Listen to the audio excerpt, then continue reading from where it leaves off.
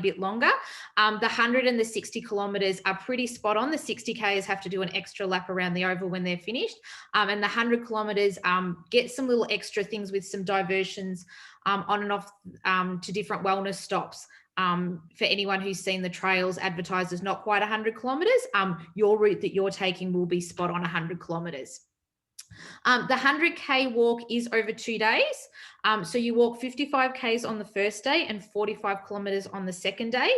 There is a compulsory rest overnight, just from what Crystal was saying, again, about that being the real mental challenge of the nighttime, as this is something that we're doing to strengthen your mental well-being. For those of us who have had a lot of experience with people who walk through the night, it can be very, very challenging. And we want to use this event to strengthen you, not to break you. So that is why this particular challenge is just a little bit different from some other ones. There are different size teams. So the 100 kilometer teams are a team of 6 with 4 walkers on course at all time. The 60 kilometers are a team of 5 with 4 walkers. And the 30 kilometers, you can either have 4, 5 or 6 people in your team. That's completely up to you. So we talk a lot about your team, your way, and I really wanted to spend a bit of time on this because I understand it can be a little bit confusing and people read our website and they've got a lot of questions. So let's just take a moment to go through that. I'm using 100 kilometer team examples here, but it's no different for the 60 kilometer teams. So the first example might be that you have 4 walkers who want to do 100 kilometers and the other 2 members of your team go, we're going to come on board and be the support crew. You'll see that I've done some shaded dots down for teammate 5. This is because we recommend that one of your support crews still does a little bit of training so that they can still walk out one section, just in case you've got someone who wanted to do the 100Ks, but they might have had a bit of injury, they might be struggling a little bit. Someone else can jump in, give them a rest for a section, and then that means that then they can jump back on later on. Another option may be that you get 2 teammates that want to walk 100 kilometers. And this is something that we hear about quite regularly. People that have wanted to do a 100K walk, but they've never been able to find enough people to build a team. So this is a great option for them. So for this example, it might be 2 people that want to do 100Ks and 4 people who want to do 50 kilometers. And again, how those 50 kilometers, whether you're alternating or doing half a day each, again, it's completely up to you guys, whatever works for you. Then a traditional relay team would be where you've got the 6 walkers who are all completing roughly the same number of sections, but they're just alternating and you've got a bit of a roster going who's going to walk when. Or again, you might have 1 person who wants to walk 100 kilometers, 2 people who want to do 50 kilometers each, and then the last people are going to alternate back and forth. However you guys want to do it, it's completely up to you. It's important though to always remember why we have 4 walkers on course, and there are 2 reasons for this. The first one is this is a team challenge, and it's an important part of our program is mentally supporting your teammates along the course. So it is important that we are sending you out into a team. And the second one is for safety reasons. We don't want anyone alone on course at any time. So for example, if something happens to one team member at a location that's got poor phone reception, that means another team member can stay with the injured person while the other 2 mates walk, another 500 meters along the trail till they can get phone reception and notify us that they need some help. So it is very much for safety reasons that it's very important that we get 4 of you out there. So as we've discussed, the course is along the East Gippsland Rail Trail, starting the 100 kilometres in Orbost, the 60 kilometres in Nowanawa, and the 30 kilometres in Bruthen. Excuse me. You'll find throughout our event, we do colour code a lot of things. So the 100 kilometres will always be in blue. The 60 kilometre information will be in red. The 30 kilometres are yellow. And then we'll use our green colours for information that relates to everybody. So this is stuff that's on our website. It'll be the colour buffs that you get, the colour of your race bib, specific signage that's out on course. So that's a really good thing to start learning now and associating with whatever colour's yours. This diagram is on our website under the locations page, so don't feel you need to memorise it now. But basically the course is divided into 8 sections. You've got the kilometres there, and then we have a wellness stop in between each of those sections. So now I'm going to call back on Liz to talk a little bit about the East Gippsland Rail Trail. Sarah and I haven't been able to get down there as much as we would have liked with the Ring of Steel. I think we'll be on the border at midnight on the 8th of November, desperate to get down there. So we're really grateful for Liz jumping in tonight and sharing all her knowledge so that we've got some information. Okay, so the way I usually describe the rail trail to people is to say that the most important thing to remember is that it is on the old train alignment. So the gradients on the trail are train gradients, and trains just cannot do steep hills. So as a trail, it is rarely dead flat. It's nearly always going either up a little bit or down a little bit, but those are on very, very mild gradients. As walkers, they are so mild that you will barely really even notice them. The only places that there are exceptions to that is where the trains used to go over gullies, and in some places those gullies were spanned by bridges. None of those bridges are able to be walked over. So there's about 3 spots, without counting too hard, there's about 3 spots where the trail suddenly drops reasonably steeply down into a gully and then comes reasonably steeply back up the other side to get you back up onto that level. So you're talking at the most maybe 100 metres of an up or down that might actually get your heart rate up. But the rest of the trail, the gradients are so mild that you'd have to kind of run to get your heart rate ticking and up. So in terms of hills, this is not a steep course. It is very, very mild undulations, except for, as I say, those spots where it drops down into gullies where the trains were able to span across on timber bridges, some of which still exist. And there's a beautiful one that you've seen in one of these photos that are here.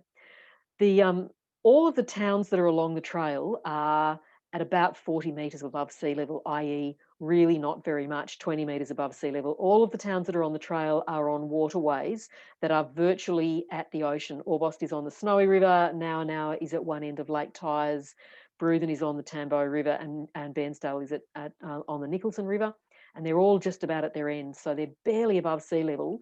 And the highest point on the whole trail is a dizzying 120 metres above sea level. And getting up to that 120 metres above sea level, you will get there from not very much at all over about 7 kilometres. Like, that is such a grindingly tiny gradient that, like, you're just hardly even going to notice it, other than those dips in and out of a couple of those gullies. So in terms of terrain, forget about, bringing your grappling hooks or your ice crampons to conquer tall mountains. It's not going to happen. From a walker's point of view, it will feel pretty much like a level path. Anna, I think you wanted me to talk a little bit about the trail surface. Nod happily if that's what you want me to, a little bit about the surface. Yes, that would be great. We've had a few questions about that. Sure. Okay. So to my cycling clients, I describe this trail as mostly hard packed gravel, kind of like a driveway. It's for people on bikes, which isn't a great comparison point. Sorry for all you walkers, but I'm a little bit bike oriented. For people on bikes, I say you don't need a mountain bike to do this. You might want something with fatter tyres than a skinny tired road bike. Because it's gravel, it's not smooth. The easternmost end of the trail is where the gravel is coarsest in a few spots. But as walkers, you can pick your alignment along the trail that you walk on. There's always a smoother or rougher bit of the trail. So this is not. It is not rough terrain. It's a formed, hard packed gravel trail that, as long as you're not expecting a bowling green or a concrete path, you'll find really straightforward to walk on. Liz, if people wanted a break from the hard surface, is there room to the side of the trail to walk on a bit of grass, or it's pretty where the railway line was? Not really, no, because it's the trail, the railway alignment is either passing through forest. A lot of it's through forest, and where it's not forest, it's pretty much a tree corridor, because the old railway alignments were quite wide. and they have mostly reverted back to trees. The great thing is that that means that there is little wind impact on most of this trail. Again, as walkers, that's not a huge thing, but you've nearly always got some tree cover that breaks up any strong wind. For cyclists, I say that the wind is not your primary concern on this trail. You're not going to be exposed because it's mostly got that sort of tree cover. But in terms of walking surface, it means that the edges on either side of the trail are mostly really rough grass, hummocky, or under trees. So no, you pretty much will be restricted to that trail surface itself. Fantastic. Thank you so much for that, Liz. And it's good as an event organizer. Wind is not my friend. So I'm very happy to hear about the wind side of things. So now we're going to jump back in and talk a little bit about our wellness stops. I can press the right buttons. So our wellness stops, as we were saying before, are located in between all the sections of the course. These are often open spaces that are close to the rail trail. So in this diagram, this is our first wellness stop at Waigara. It's the old Waigara railway station area. The blue dotted line, that's the rail trail. So you can see that we're trying to keep things very, very close. Sometimes we do have to walk a little bit off course to get to a space.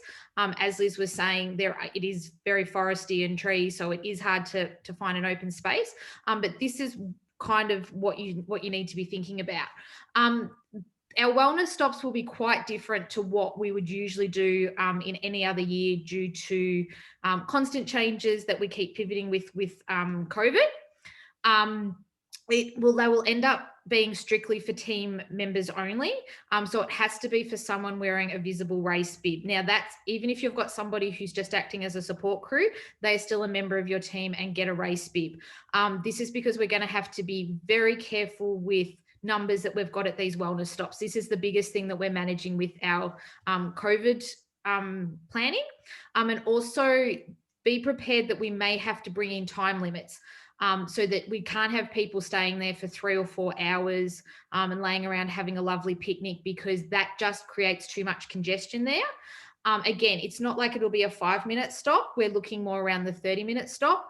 But we would probably be encouraging people not to be spending 4 hours at those rest stops. It does make it a very long day and difficult on your body to be stopping and starting. So this is what we would probably be recommending anyway. If you have a look at this planning, that is one of many, many plans that we've got going at the moment, is we're currently working off, because there's not a great deal of information on events, but there's a lot on outdoor dining. So our current design is to do something that is similar to an outdoor dining space.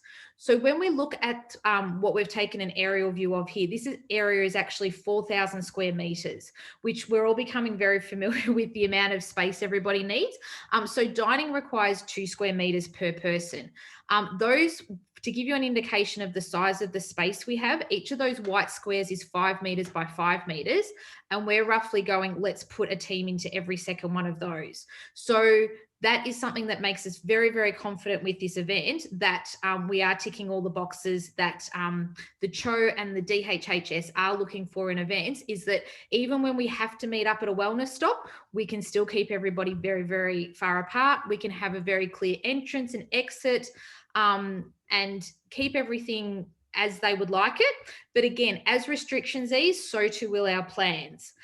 So we just ask that everyone follows whatever rules are in place in 5 months, and we'll keep pivoting to match that so that we can get up and get going.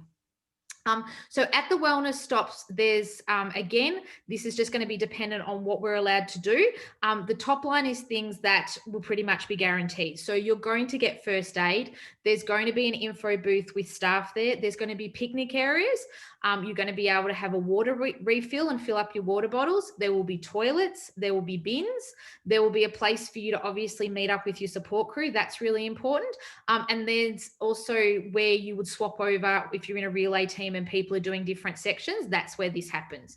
The things that we don't know about yet are things like some of our stops are at a town hall. So we don't know yet whether we need to keep everybody outside or whether you'd be able to come inside and spend some time in the hall. That will just be as things progress. We're not sure yet about whether we're going to be able to have coffee vendors and takeaway food and things like that. We very much would love that because, again, that's another great way to help some local businesses. We've spoken to them. They're very excited to come down and create some really yummy food for our lunches and dinners and things like that. We're just going to have to wait and see. We would also usually have a recharge station for your mobile phones.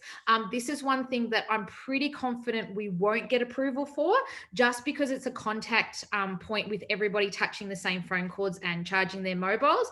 We're therefore saying, please, each team carry a battery pack so that you can stay charged up.